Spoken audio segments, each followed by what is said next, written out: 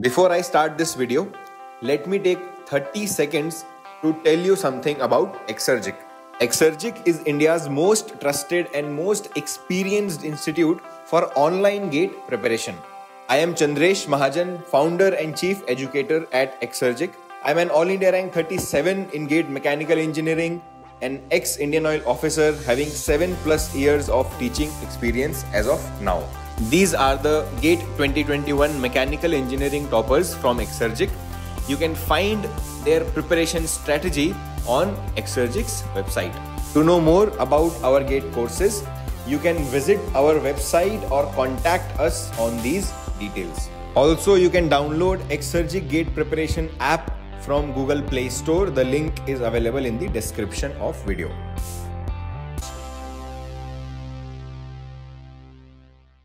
I am going to discuss this question in this lecture, which is a question from GATE 2022 Mechanical Engineering, a question which is debated a lot among students. They are saying that the question is incorrect, insufficient data, or there are certain assumptions in the solution. And almost every institute, major offline institutes, have said that this question is incorrect, have said that this question has insufficient data, right? But from the day we received this question from the response URL, we have given you the answer of this question as 0.953, right? From the day one we have said this answer, and even after your official answer key, this option B, 0.953, they have confirmed, right? So any one of you who is thinking to challenge this question, do not challenge. It's not going to be, answer is not going to be changed. Look, when it comes to half-baked, aadhe-adhure, memory-based question, everyone is willing to answer and tell you guys, right? If you go across YouTube and see, when the questions are memory-based, half-baked, aadhe-adhure, full of errors, everyone is willing to solve them. Because most of them don't have to go in the detail when they are memory-based, right? But when it comes to actual questions which now are verified, specifically conceptual questions, difficult questions, where you require deep numerical understanding, not only to solve it, but also to explain it. In such questions, you will not find any other institute other than Exergic. Exergic is the only institute, and this is not the first time that I am saying this or you are looking at it. Any such difficult, complicated, numerically complicated questions which are difficult to solve or explain, you will find that majority of the institutes, almost all institutes other than Exergic, simply skip it. They are eager only when the questions are half-baked, only when the questions are having memory-based mistakes, right? But we take this responsibility that if a question has it requires strong numerical concepts, numerical fundamentals to solve and explain, then Exergic, as you know, is number one, the best in that, right? I'm telling you this not only because it is a fact, but also because we get such queries every year from a lot of students that, sir, we want to enroll in Exergic course, but we are already enrolled here or there or somewhere else. We paid the money earlier. Discount चल रहा था तब, इसलिए खरीद लिया, जो भी वजह हो. Or sir, we are a repeater, we have already covered the concepts, the full video course where every concept is discussed. We don't want to pay money for that because we have already covered the conceptual and theoretical part. We only want to learn numerical solving, and we only want to understand the numerical concepts, numerical solving skills. So for all such students who fall in all of these categories, whether you are enrolled in anywhere else, whether you are a repeater, whether you are a fresher who want to build his numerical solving concepts, Exergic has already launched Exergic Pro, right? It was launched for GATE 2022, a fabulous response. Many of the students are performing very good from Exergic Pro, and now for Exergic, for GATE 2023, it has got even more bigger, and it's a full year course with a proper long duration content. All the details are already available, but here what I am trying to do is I am honestly and confidently recommending you that if you are someone who needs to improve his numerical solving skills, who want to become better at solving numericals, who want to grab more technical and conceptual and numerical understanding of the concepts, then Exergic Pro is the course for you. Go for it. You will absolutely love it. You will absolutely improve from it. Having said all that, let us now start this question and understand what exactly is the process and concept behind solving this beautiful question. Now have a look at this question. A rigid, homogeneous, uniform block of mass 1 kg. The font here might not be very clear to you, this font, because this is just direct, screenshot, direct image from what it was, what the question was in response sheet. Okay, a rigid, homogeneous, uniform block of mass 1 kg, height h is equal to 0.4 meter and width b is equal to 0.3 meter is hinged at one corner, and it is placed upright, straight, in a uniform gravitational field of g is equal to 9.81. So basically it is saying, the question is saying that we have this block here which is rigid, means it is not going to bend under the action of any force. It is homogeneous, means the mass is distributed uniformly, right? So center of gravity is going to be at the geometric center. When you are saying it is homogeneous and uniform for both, it means that center of gravity is at the geometric center, right? Mass is given to you. Mass is given as 1 kg. This height which is h, it is also given to you as 0.4 meter. Width b is given as 0.3, and as you can see here, it is pinned at one corner. It is said now at one corner. So this is one corner, this is second, this is third, this is fourth. So you can clearly see that this is the corner at which it is pinned. It is hinged, and diagram also is giving you an idea.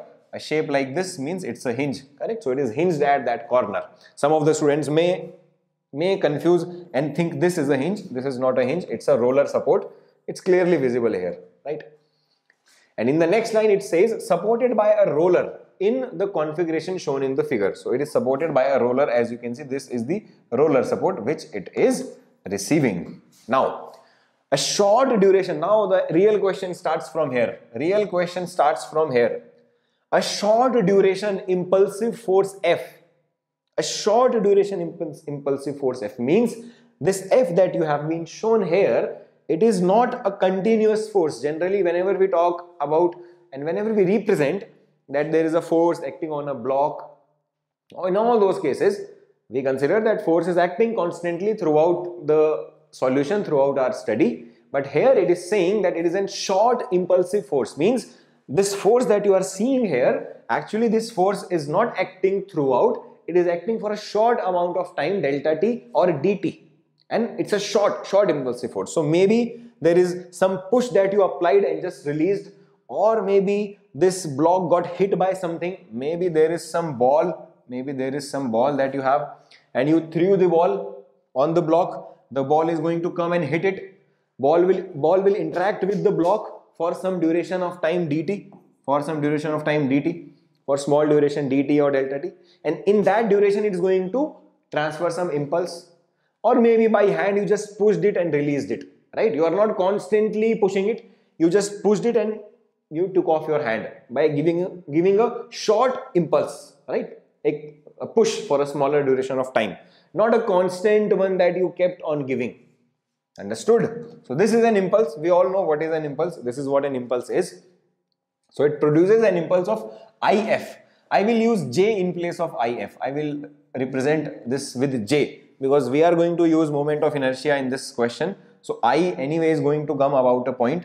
So that might create some confusion. So I am just going to use J in place of impulse. Okay. So this impulsive short force F produces an impulse of J, is applied at a height of d is equal to 0.3. You can see d is equal to 0.3 from the bottom. So this is the bottom, this is the bottom. So it is acting at a distance of 0.3 meter at the bottom, this impulse force. This line is interesting, important. I will tell you the significance of short and impulsive as we discuss this question more. This is going to be a detailed explanation, so we are going to cover everything. Assuming all joints to be frictionless. Assuming all joints to be frictionless. This is also important. We will see how it is important. But right now, let's assume that whatever joints we have, they are not going to waste any energy, right? You don't have to spend any energy into overcoming any sort of friction on the joints, right? Mainly this hinge joint we are talking about. The minimum value of impulse, minimum value of impulse required to topple the block is how much? This is the question in front of you. The minimum value, minimum is an important keyword here. Why? Because if you just want to topple it, you can apply a high impulse. High impulse means high force for a longer duration of time. Impulse J can be defined as the integration of a force F acting for a small time dt. Correct? That's how we can define impulse. That's how we define impulse.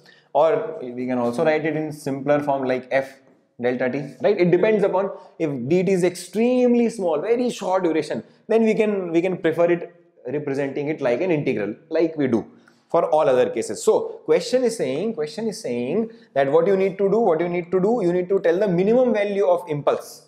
Minimum value of impulse means, yeah, obviously if you are going to apply a very high force constantly for a very long time, you are going to topple it. If you apply a force on this, a high force for a longer duration of time, you are going to topple it. Question is not saying that any value or highest value. It is saying what is the minimum value that you can apply. What is the minimum value of impulse means minimum force and for shortest duration of time. Their product, their integral, that is going to be their impulse, right? So impulse is going to have both the factors F also, dt also. Both of them needs to be as less as possible to ensure that it topples. Now the next important keyword in this question is topple. Topple. Required to topple the block. Here we are not talking about lifting the block. Here we are not saying that how much is the minimum impulse required just to lift the block. That is not the question here. The question is minimum impulse required to topple the block. Here we are trying to reach a situation where this block is going to topple on the other side. It's going to topple and just rotate on the other side. It's not just about lifting it. It is not just about starting to rotate, right? Whenever you read such question, you will clearly see a language which will tell you what exactly are we expecting. Are we expecting just to move it up?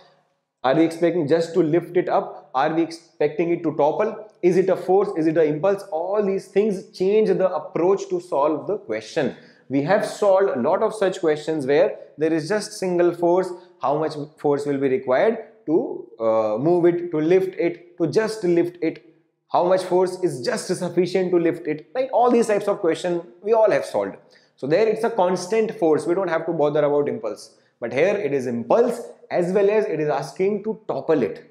So these two things, topple, impulse, and that too minimum value, these things make the question very interesting, right? Now, before we start solving this question, we actually need to understand what is going on in the question. What are the different stages in the motion of this block? What are the different stages in the motion of this block? Firstly, we need to understand it. Whenever you get such questions or good questions, clearly it is a good question, right? In all such cases, please spend some amount of time. It does not matter. Maybe you're spending 30 seconds, maybe 1 minute, 1.5 minutes. You are just thinking through the process. What exact process am I going to follow? It might be possible that such questions you may not be able to solve quickly in the exam. You spend 1 minute, you spend 1.5 minutes, you spend 2 minutes, you are thinking what needs to be done, and maybe you are not able to figure out. Then obviously you have to mark it for review. If you think you can maybe solve it at later stage, or if not, you can skip the question. Not all questions you have to do in exam. Whoever told you that you need to solve each and every question of the exam told you a lie. I am not saying that keep leaving question. Jo bhi question you are not able to solve, just leave it. I am not saying that. I am saying if you have spent 2 minutes just on analyzing the question, still you are not able to get it, you should at that point of time skip the question and move to the next one. That is a smart tactic. Other than conceptual knowledge, you must have exam writing skills. If you don't have such skills and if you don't choose your battle, there is a very famous quote. There is a very famous quote. Choose your battle. Choose your battle means you have to choose from which you have to fight. If you started fighting from someone who is way below your level, you will waste your time, right? If you maybe chose a battle with someone who is way better than yours, way bigger than yours, you may get crashed, smashed, at least from the point of view of confidence or from the point of view of your morale, right? But if you choose your battle wisely, if you pick that yes, this is the right battle that I can fit, that I can fight, I can win, definitely you should do that. It's a smart tactic, exam writing tactic, right? Which should be used everywhere, not only in exam, everywhere. So you have to choose your battle. You have to select that whether I should spend the next 5 minutes on this question or not. Eventually there is no guarantee whether you will be able to solve it or not. Ultimately you wasted 5 minutes of your time, it disturbed you, and now you are solving next question with a worse mindset, right? So take the decision in 2 minutes. Read the question. If you think, yeah, this is not for me, I don't think I will be able to solve this question in next 5 minutes, just mark it for review or don't mark it for review, move to the next one. But if this is happening with you for every question, obviously you need to up your game, you need to get yourself better and then start choosing your battle. Okay, so in this question, as I was telling you, initially you need to spend some time and see that what exactly am I going to do in this question. Are you going to randomly move your pen on paper, or you have some path, some direction in your mind that you need to think first. Here, let me tell you what exact motion stages this block will go through. What will happen initially, what will happen after that, all of that we are going to discuss one by one. I am going to show you those stages. You can see 3 stages I have shown. The overall motion of this block I have broken down into 3 stages, right? The first one is this, where this impulse is acting. And that impulse is acting for a very short duration time. The time for which the impulse is acting is really small. How? Question mentioned it 2 times. How? Short duration. Clearly it said short duration. It didn't say an impulse acts. A short duration impulsive force. It specifically emphasized on short duration. T is very small. Maybe T tends to 0. And here also it said minimum value of impulse. Again it tells that minimum value of impulse means both force also should not be very high, but time also should be as less as possible. As less as possible. Right? What is the shortest time that you can have? Shortest time as less as possible is just more than 0. Just more than 0. Right? In such situation we write this.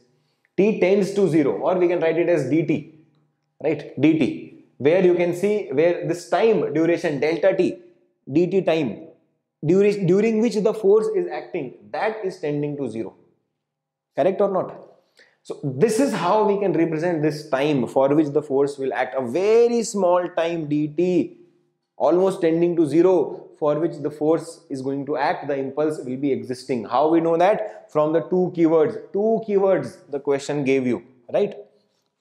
So here, this impulse is acting for a very short duration of time. So suppose this is the block and someone maybe punched it and moved it back for very short. Notice for how long duration the contact is going to be. Very short, less than a second. Or maybe a ball, someone hit, threw the ball at this and ball came and striked it for a very short duration of time. Or maybe from your hand you just pushed it and brought your hand back. Right? These are different examples. There are many ways in which you can provide such short impulse. These are one of the many examples of doing it. And this is what this stage is representing when impulse is acting for a very short duration of time. This state 1 is of very short duration. At state 1, this is at rest. This is at rest. It is not moving. It has not started moving. Got it? Coming to state number 2. State number 2 is just after dt. When impulse is now gone. At state 2, there is no impulse acting. Impulse acted for a very short duration of time dt. Obviously, it would have slightly rotated. It can rotate now about this point A. This is the point hinge about which it can rotate, right? So this is the point A about which it will try to rotate, as you can more clearly see there, right? But I am saying at state 2 also, it actually has rotated a little bit about point A. But you cannot see the difference between 1 and 2 because 1 and 2 are extremely close to each other. They are different by a very small time t dt. They are different by just a shortest duration of time dt, which already is tending to 0. It can be 0.00001. Short, very short, small. So in that situation, the motion of this will not actually visibly start, because impulse will come and go. But once impulse is done, you can do this experiment in your free time. If you have something in front of you, maybe a big block which can move, and you provide impulse and move your hand back, you will see that as after your hand has moved back, then it may start rotating. Obviously small rotation, small movement will start, but that's going to be very small, almost a situation like this. So what is different here? How state 2 is different than state 1? But the way state 2 is different from state 1, that at state 2 it is at motion. Whatever energy you supplied, now look at this situation from the point of view of energy transfer. An impulse acted for a short duration of time, that impulse transferred it some energy. You will be able to see the effect of the energy instantly. Exactly at this instant, whatever energy was supplied to this block, where will that energy go? Energy is not going to say that, "Aram se I will show the motion, yaar. Abhi kya jaldi, I will show the motion after 2 seconds or 3 seconds." If it has got the energy, just after impulse acted, it will start moving. Just after that, at this instant, it has energy. At this point, it was at rest. But just at this point, which looks very similar to this point, but now at this point, motion has started, because impulse acted and now impulse has given it an energy that will start moving it. Got the point? So if I talk about rotational aspect of this, at point A, omega is 0. Why I am saying omega? Because it's not sliding, it's not doing translational motion. It is pinned here. It is going to rotate. It is going to rotate about this hinge. So at this point, omega is 0, right? For a very short duration dt time. But as impulse acted, as impulse did its work, at the very next instant, t plus dt, at the very next instant, t plus dt, very short duration, this is got the full energy from the impact. Short impact, full energy given, and now this will start the motion. Don't think that this will start the motion slowly. Force is not acting continuously. Bhai, you need to realize the difference between a constant force and an impulse force. In case of a constant force, F force is acting throughout the motion. So F is acting, acceleration is acting, velocity will keep on increasing. So if you have a mass m, F force is acting, its velocity will keep on increasing from 0 to higher value, because you are continuously providing force which will continuously accelerate and increase the velocity from 0 to higher value. But in this case, it is an impulse. It does not act continuously. It will act for a short duration of time, and after that it will be gone. So as soon as impulse is gone, and impulse is gone very quickly here, question mentioned it 2 times. So as soon as impulse is gone, now what is going to happen? It's going to move further with the full velocity. That velocity may remain same or may decrease with going ahead. If I tell you the example from the point of view of a block resting, suppose this is a block which is resting on the surface, an impulse acted on this one and there is no friction. So whatever energy you supply to it, that is going to, the impulse is going to give it some kinetic energy. If there is no friction, no dissipation of energy, no losses, it will keep on moving with the same velocity. But there can be frictional losses or any such loss, then this will start, its velocity will start getting slower. Or maybe this path is curved like this. So what will happen? As soon as it will keep going up, its kinetic energy will keep on increasing, its potential energy will keep on increasing, and kinetic energy will keep on decreasing. So impulse work, when done, whatever energy it supplied, now that energy it will remain conserved if there are no such losses here and there.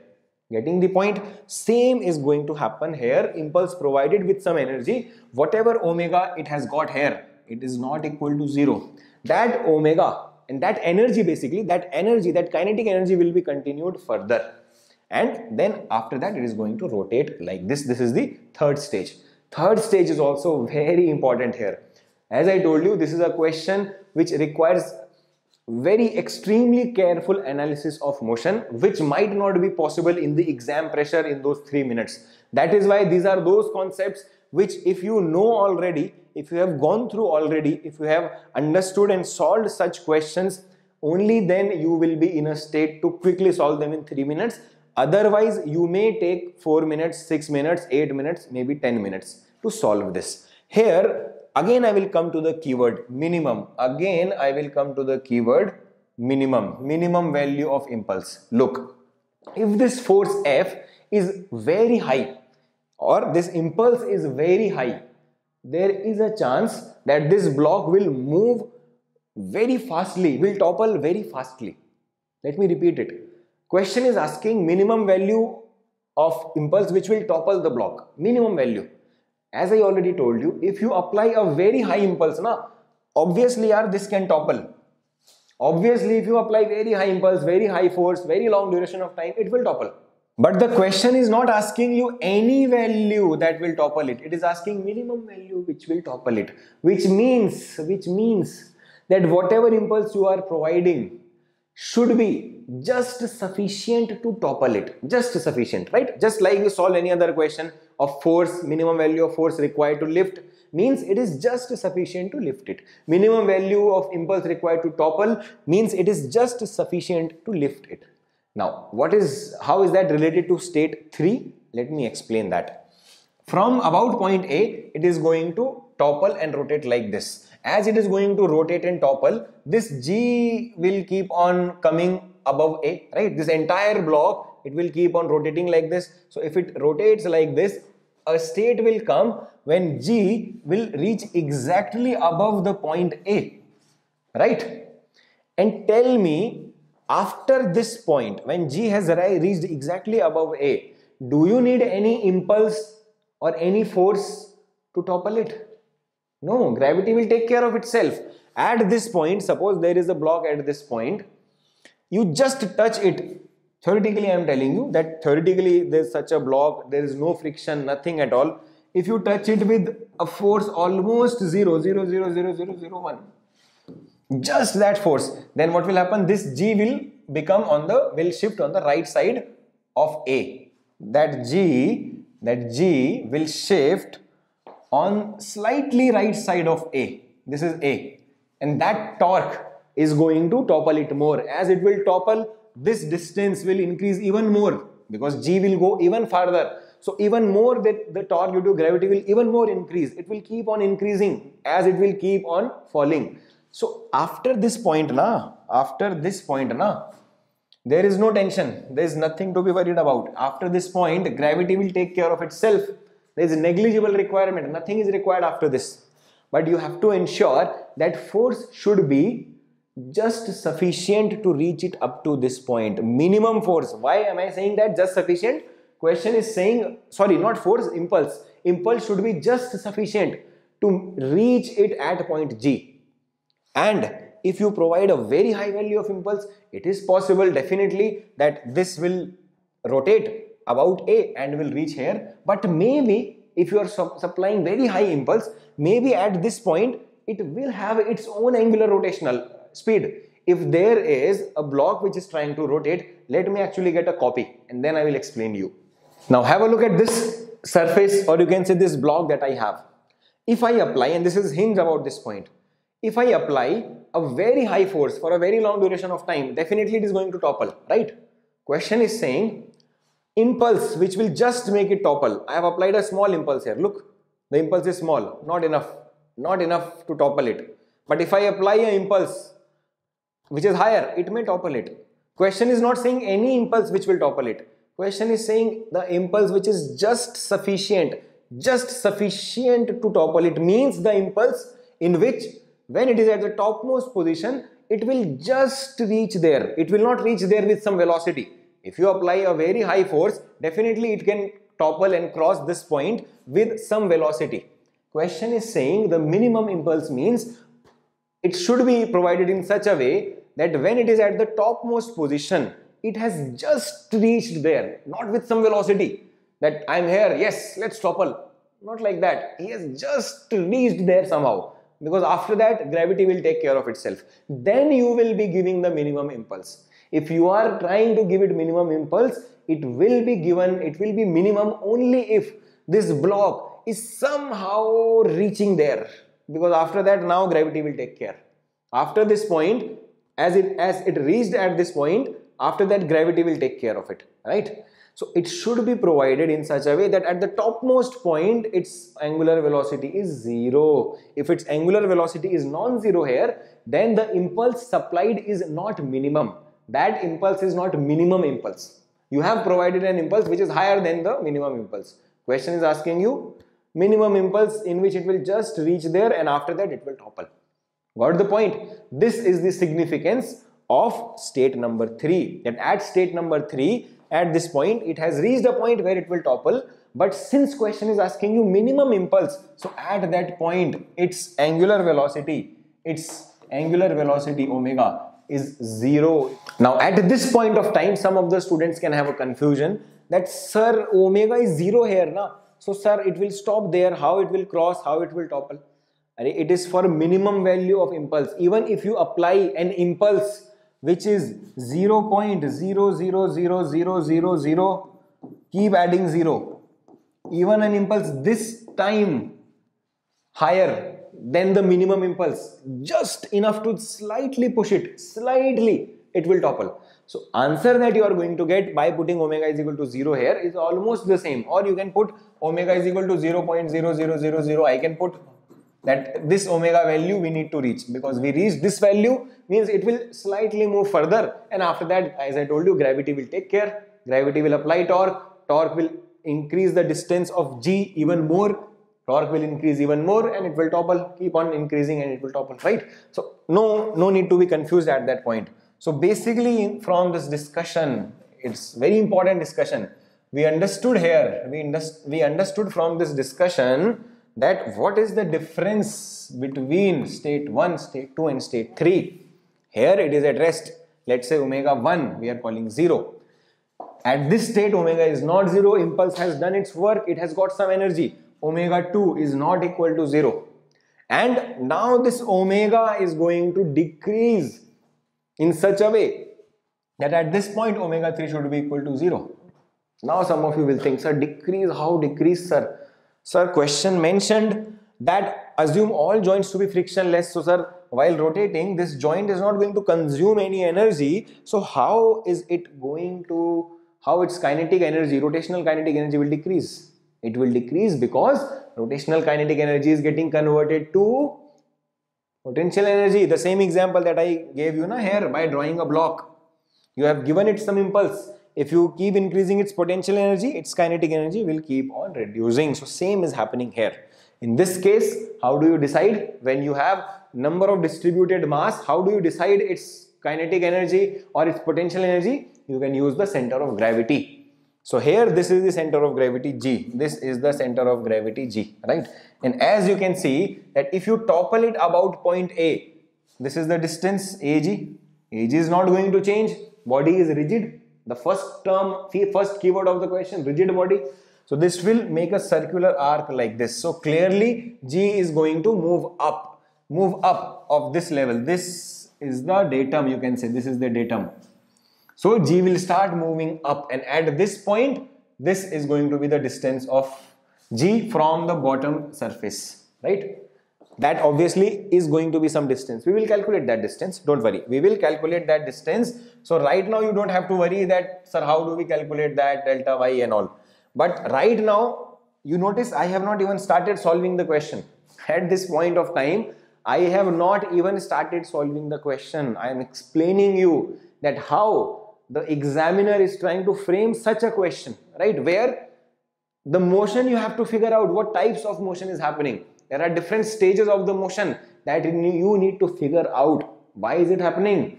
Why is it happening here? Because here, firstly, you have an impulse which is not acting throughout. It will act, and after that, something else, some other stage will start. And second reason due to which we are having such stages, that question has given you just enough to topple or minimum force required to topple, for which this state is important, where we are showing toppling with omega 3 as 0. That is the significance of these three diagrams. Now, how are we going to solve this? We are going to solve it in such a way that firstly, we will understand that how much omega it is going to get from this impulse, and then we will relate this omega or this state with that state. Because between state 2 and 3, we can apply energy conservation. It has got some energy and now it will use that energy to lift up in such a way that at the topmost point, rotational energy is 0. So all you have here is kinetic energy. All you have here is potential energy. That conversion we will work. And here between 1 and 2 we will see that how this impulse is going to give it omega, what value of omega will be given. So it is actually, I will be explaining you in a sequence, but you can understand this problem in opposite manner, that omega 3 needs to be 0, for which potential energy here should be equal to kinetic energy here, for which the kinetic energy here should be in such a way from which you can get a minimum value of impulse. Now, as we discussed, what we are going to do right now, we are going to relate state 1 with state 2. We are going to see the impact of impulse on omega 2, right? So here we have applied this impulse. Obviously, due to that, it is going to, as I told you, it will start rotating about point A. So for whatever calculation we are going to do here, we are going to need mass moment of inertia. So I'm just calculating it here. Even if you don't calculate it here, after one step you will realize that you need mass moment of inertia, right? So don't think that, sir, how suddenly it will come to our mind that moment of inertia needs to be required. The next step that we have discussed will clearly give you an idea of requirement of moment of inertia. So I am doing it right now only. So about point A, I need to find out the moment of inertia, but standard values obviously we know. About the center of gravity, we know that for this shape it is m by 12 h square plus b square. This is h here, and this is b, h square plus b square, right? The sum of square of the two sides. But this is about g, we need to find about a. So we need to shift it along this line. So what we need to apply? Parallel axis theorem. So as you can see, applying the parallel axis theorem, IA is equal to IG plus M multiplied by this distance square. How much is this distance? AG square. Obviously we need to calculate AG square here. Calculating AG square is going to be very simple, because if you join this like this and like this, it's a right triangle, correct? This is a right triangle. In this right triangle, hypotenuse square is equal to altitude square plus base square, CD square, GD square plus DA square, correct? How much is GD? GD is equal to half of H, means 0.2 square. And how much is DA? DA is half of B, which is 0.15 square. Directly it is 0.25 square. They are Pythagonal triplet, right? We have discussed about them and we are going to discuss them even in further subjects. So this is our AG square. Directly you can put this value here, 0.25 square. And AG will be equal to 0.25, right? And that value we actually require. I have done that calculation already. This AG calculation, AG is equal to 0.25, because this value we are going to require in further discussion also.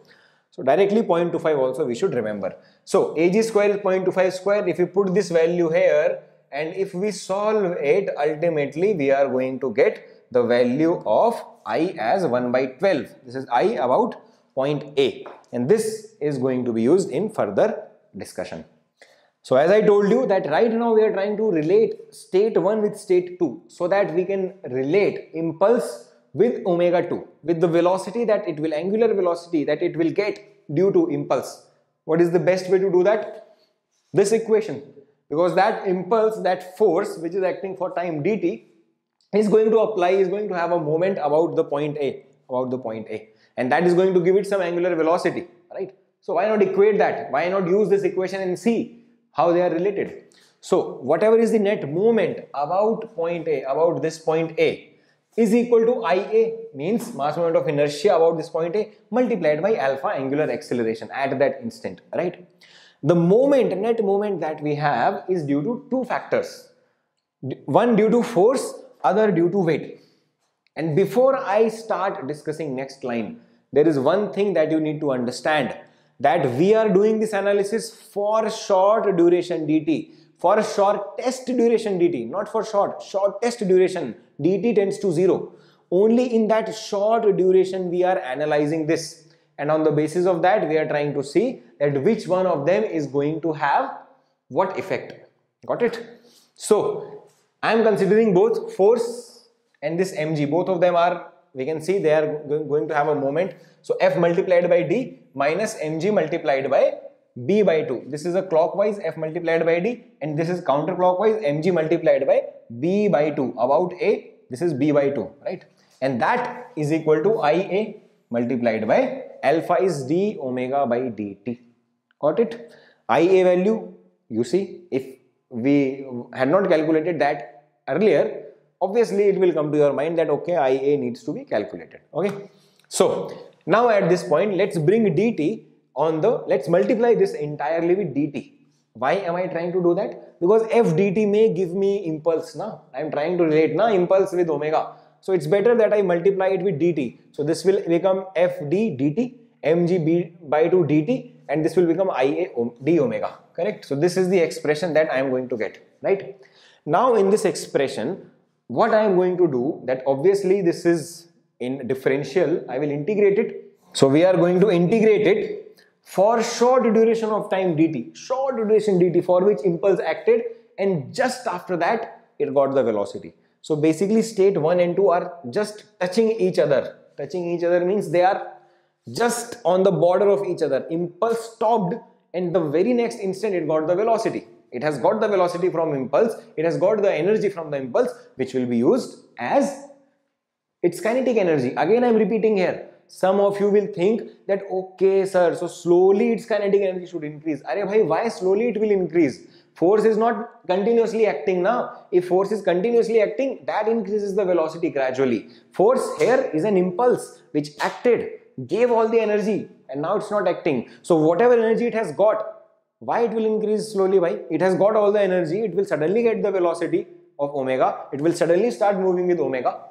So this is a very important learning for you from this discussion. Some of you might not have this idea or concept in mind that this is a possibility, right? Generally we think that yes, it starts moving, so it starts from omega is equal to 0. No, if impulse has acted and impulse is now not acting, right after that it will get full velocity, full energy it has got.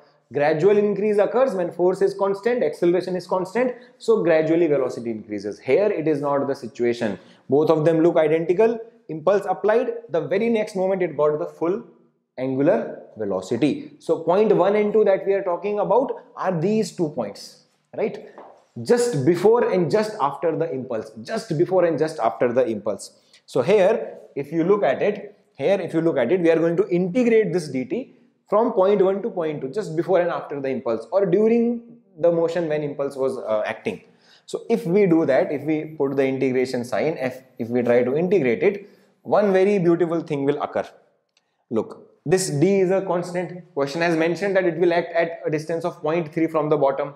So this d will come out of the integration sign. D will come out of the integration sign, right? And if you look at this term here, there is nothing with which you can club dt. It's very interesting to note. Here dt and f, no matter how small dt is, no matter dt is tending to 0, but f multiplied by dt is an impulse here. You cannot ignore impulse. What will you do in the question if you say impulse is ignored? Then block will just stay there. It won't move, right? But if you look at dt in this term, dt is not going to become impulse or anything else. This is not an impulse. Please note, mg is not an impulse. Some of you will say that, sir, this is weight multiplied by dt. That will be an impulse. Array, weight is continuously acting. Weight is not impulse here. So you cannot do that, sir. Mg multiplied by dt will become some impulsive force. That is not impulsive. That's a constant weight, constant force acting down. So if dt tends to 0, something that we have discussed so many times, I wrote that also, somehow I erased it. So as I told you, it's acting for a very shortest duration of time, minimum value of time. Dt tends to 0. So if you put that here, this term will become 0. This term will not become 0. It should not become 0. If you think I put dt is equal to 0, then this term is gone. What will you do in the equation? Everything is gone now, right? If you say impulse is 0, what will you do? So this is the very important step of this question, which will simplify it a lot. And it is no assumption. There is no assumption here. Many students think that we are ignoring the weight. We are not ignoring the weight. Weight is there, mg is there. I am not ignoring mg. I am not ignoring mg, bhai. I am saying that dt is so small that in that time duration, dt tends to 0. It's so small, 0.0000001 second. That is why mathematically this term is 0. It has no effect, which makes sense also because weight is not going to have some impulse. Weight is a constant acting force which is not going to act only for dt time. So this became 0, and now we have this right side term. Ia is a constant. It will come out of the constant sign. Not right now, but in the next step. Right? So you can just complete the integration. Here, this d obviously is a constant. It will come out. Integration of f dt, that will become impulse j. I am writing it with j. Question asked you to write if, but I am writing j. And here ia is constant. About this point, ia is constant. So ia has come out. dw integration is omega 2 minus omega 1. Very important here. Omega 1 is 0. Omega 1 is 0. This is this state. And after the impulse, it is not equal to 0. Omega 2 exists. We got some value of omega with which it will start to move. So if you put omega 1 as 0, you will get dj is equal to ia omega 2. Very important relationship. And this was the relationship that we were looking for. We were trying to relate this impulse with the angular velocity at point 2. Because now once we have done that, all we need to see that omega 2 should be just sufficient to push the g right above a with a 0 velocity. So we are going to use what? Energy conservation between 2 and 3. But obviously for energy conservation we need to find out change of height. If it is moving from 2 to 3 and there is a clear increase of height, we need to see whether height is increasing or potential energy is increasing or not. Then we will apply. Then we will see how much is the change of altitude of center of gravity here, and then we will apply energy conservation. So for that we can simply do basic maths here, right? If this distance, this is the bottom, right? And this delta y we need to find out. So AG minus AB is equal to delta y. AG minus AB is equal to delta y, this distance. And how much is AG? Already we calculated 0.25. We already calculated AG as 0.25. So if we put AG as 0.25 here and AB is already known to us, this AB is already known to us, which is equal to this, which is equal to half of the height, means 0.2. So subtract them and you will get 0.05 meter of delta y. So the potential energy has increased by 0.05 meter. So whatever kinetic energy you have here, that kinetic energy, rotational kinetic energy, should be equal to total kinetic energy plus potential energy here. Here, since this is the datum, so here potential energy is 0 since g is at datum. But here you have some altitude between datum and g, so it has got some potential energy. And obviously let's see if it has got some kinetic energy. At least we can write its kinetic energy. But remember, minimum impulse we have to find out. So here kinetic energy we have to put 0, only then you will get minimum impulse. Getting? Let us do that. So I have done the same here. Kinetic energy at this point, when it is translation, it is half mv square. When it is rotation, it is half I omega square. About point A, omega is omega 2. So this is the kinetic energy at this state, is equal to kinetic energy here plus change of potential energy. So half Ia omega 3 square plus mg delta y. At this point, as we discussed, omega 3 needs to be 0 if we want this value to be minimum impulse, just sufficient to topple it. So if we do that, this term will become 0 and ultimately we will get half Ia omega 2 square is equal to mg delta y. Now here, what are the values known to us? Ia we calculated 1 by 12. M is known 1 kg. G is given 9.81. Delta y we calculated 0.05 meter. Omega 2 is the only unknown value here. Let us calculate that. So putting all the values, as I told you, value of Ia, M, G, delta y, the value of omega 3 that we have got is 3.431 radian per second. What next? If you look here, we have calculated omega 2, and now from omega 2 we need to find out impulse. We have already found out the expression of that. Omega 2 we have calculated, Ia we know 1 by 12, D is given to us, J is the unknown value, which right now we will get as minimum. Why? Because omega 2 is selected in such a way that omega 3 was 0. Right? That is why this is a minimum value. So the value of omega 2 that we got, we will put it in JD is equal to Ia omega 2. We will put it here. JD is equal to Ia omega 2.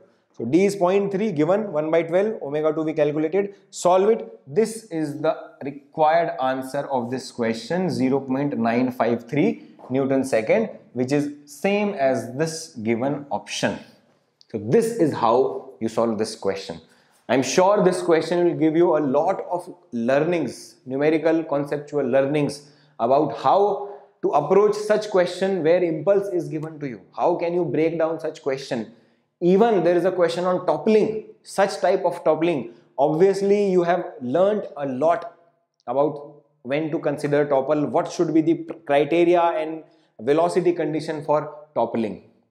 Obviously, with the change of language, the approach will change. This question can be framed in different ways where data can be changed and something else can be asked. Approach may get changed, but every approach, if explained clearly in detail, is going to teach you many such numerical concepts.